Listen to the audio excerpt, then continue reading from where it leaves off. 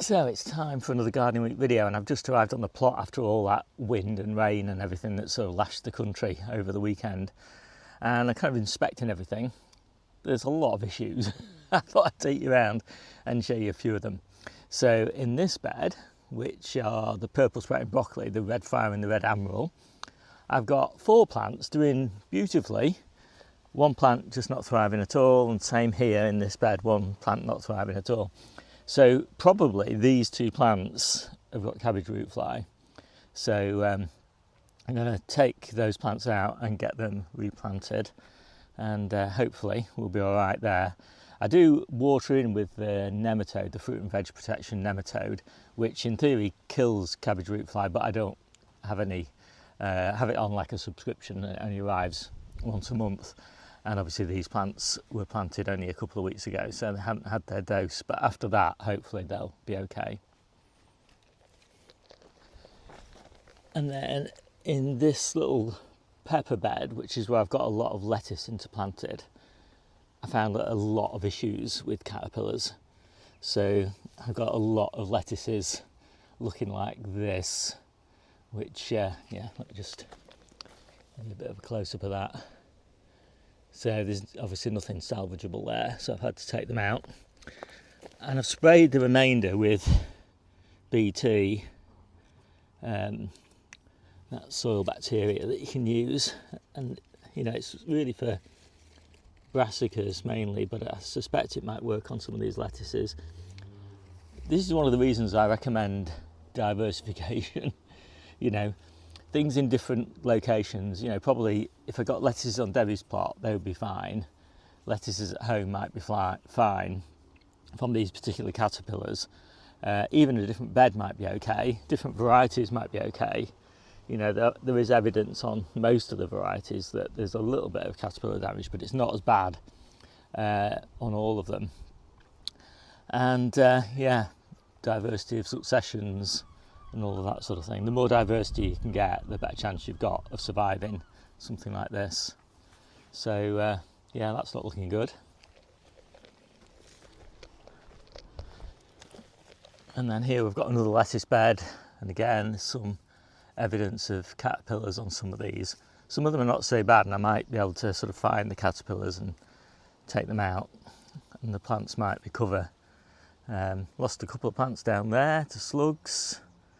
Another one there looks like it's been absolutely smothered by slugs. And we've got sawfly on the gooseberries. It's late enough now though that the gooseberries are going to be fine. They'll recover just fine next year. It's always an issue, sawfly here, but try not to worry about it.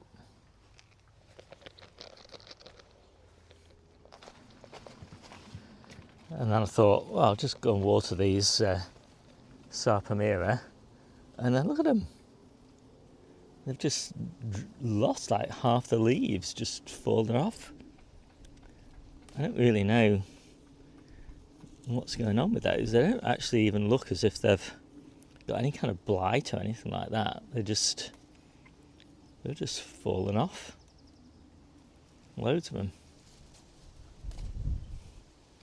Yeah, I've never seen anything like this on Sarpamira. Anyway, this is what it is.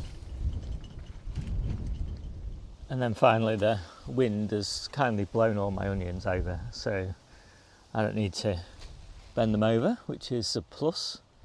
I'm just going to leave them like this now. They've got about 2 weeks left, I think, to bulb up a little bit more, and they're looking pretty good. It's always a nerve-wracking time, but I can't really see any evidence of them going to seed, so fingers crossed they're going to be great. So I've got these 2 plants replanted, and these are the ones that I took out. So no roots, so it's not surprising that they were struggling a bit. Hopefully these two will be okay. And today, rather than harvesting, I made a start on processing the early alliums. So these are the tough ball, and I kind of graded these into 3 grades, you know, use first, use next, etc. They all need to be used up by the end of the year. And then these are the red winter onions. They didn't really do very well and I wouldn't recommend them. The only reason you'd grow these, I think, is if you couldn't keep your red onions until sort of May, sort of June sort of time in store. And so from that perspective, it's perhaps worth sowing or planting rather, maybe, you know, 20 or 30 sets or something like that.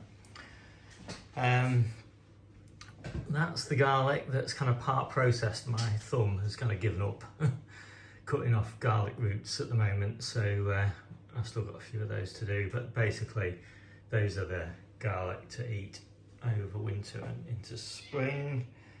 And that's the garlic that's going to be used for this year's seed, and that's the garlic that's going to be used first. So that's all the garlic that we've got. It's probably not the biggest garlic harvest we've ever had, but it's decent, and I haven't processed the elephant garlic yet.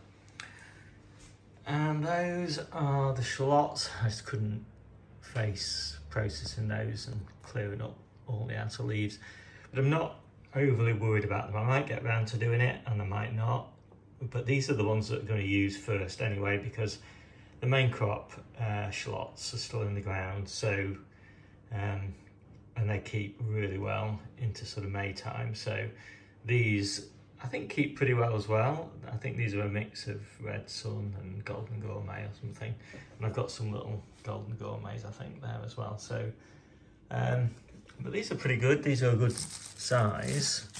I didn't thin them out, and so there's plenty in here to be used for next year seed. So that is it. As I say, this is just the early stuff. Obviously we've got the main crop still to harvest, and that's looking pretty good, the main crop. But even if it were to sort of fail on us, and it's quite possible, you know, it could all get onion fly, or we could get a lot of rotting or splitting with all this incredibly heavy rain that we've been having, or they could even go to seed on me like they did last year. So it's nice to kind of have this all in the bag, so to speak. So I've just pulled 4 little potatoes out of this bed. There were 5 in, but I took that one out a few weeks ago. I was really pleased with the harvest of them, and it was interesting because I mulched this bed with a lot of spent mushroom compost, which is in theory too alkali for potatoes, but I've done that twice in my life now, and in both cases I've had the best potato harvest I've ever had. So yet another myth busted, I think. So yeah, very pleased with those. And these were on the same day and basically sort of take up about the same space, and I think there's 4 or 5 tubers in there in total as well. And so we'll do a comparison next week and compare the yield from those. So last week I was putting the fence pins in to support these brassicas. This week I've been clearing the lower leaves. And because I tend to plant my brassicas really close together, I kind of take off the inner leaves as well, so there's not too much overlap between the plants. And yeah, I think it looks really great when it's like this. It means you can get in there and do a bit of weeding and just keep an eye on what's going on. So yeah, pretty happy with these. Not so happy with these calabrese though. These are the calabrese that went in during that really hot spell in June, and you can just see they just look really stressed and unhappy, and that's in stark contrast to the ones on the allotment, on Debbie's allotment rather, that were planted in, when were they planted? May. And so they got really nicely established before the hot weather arrived, and they look really healthy. So anyway, we've harvested these, you'll see them in the harvest, but they weren't particularly great specimens of calabrese. And I'm just going to snip these out now, give this a good weed, and get it ready for replanting. It's one of my lovely weed-free no-dig beds. So that's those brassicas cleared. I'm just popping salad onions in here now for autumn. I've got 2 successions. One of the nice things about salad onions at this time of year is to hold in the ground for so long. You know, they don't grow too big, too hot. So yeah, so I'm putting 36 in each of these beds, and I think there's sort of between 4 and 6 salad onions in each clump. Germination wasn't stellar, as it often isn't at this time of year, although people say that, you know, onions germinate over a wide range of temperatures, and I often repeat that. But to be honest, I find that the best germination for me is often about 18 degrees. And it was a bit hot when I was starting some of these off, certainly hotter than 18 degrees.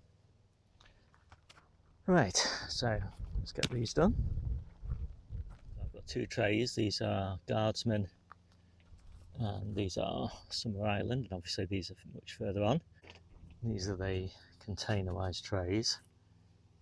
They do make everything so easy.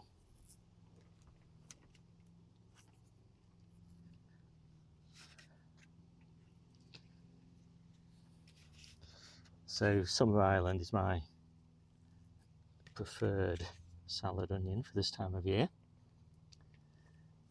but it's not my preferred variety for overwintering.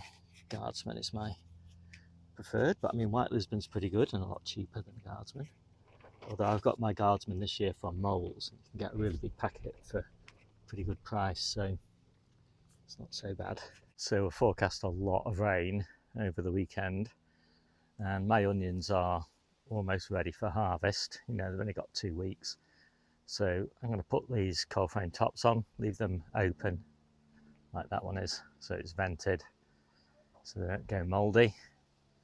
Leave that little gap there because that's under the tree. So whether that's strictly necessary or not, I'm going to feel better about it.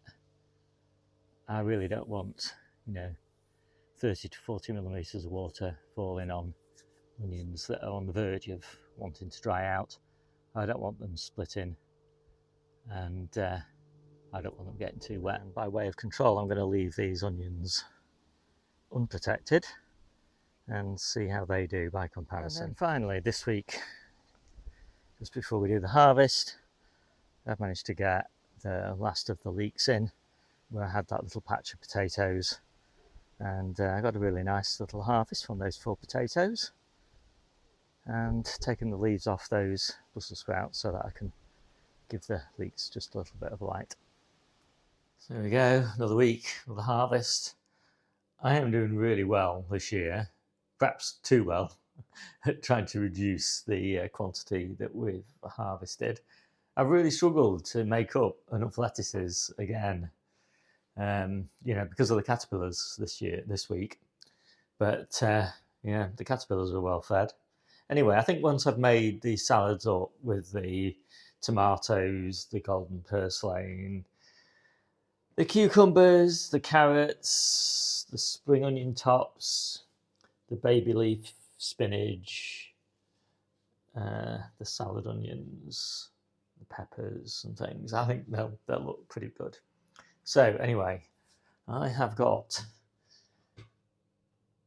Brussels sprouts, the summer Brussels sprouts that I love so much, calabrese, and actually, you know, these, they don't look that great, I don't think, but the ones on Debbie's plot looking much nicer. They're the side shoots, but I'm going to save those for next week because they still look okay. And the French beans, although we must be missing some French beans. There we go, found them. So this is the penultimate harvest of the amethyst, purple and the sprite, because I need to get the purple sprite and broccoli second succession planted. And a glut of French beans in summer is not worth doing without purple sprite and broccoli in spring.